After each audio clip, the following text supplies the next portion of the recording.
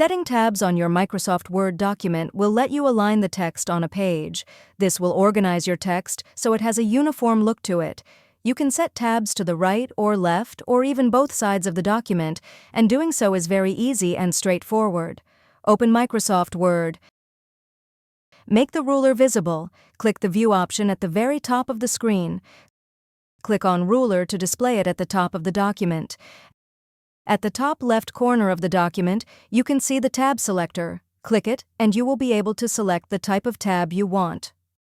Set the tab position. Click anywhere at the bottom edge of the ruler to set where you want the tab. Adjust the tab. If you need some more adjusting to your tab, simply drag the tab you set left or right along the ruler.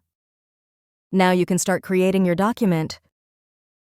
If you found this video helpful, please click the like button and subscribe to our channel for even more helpful tutorials.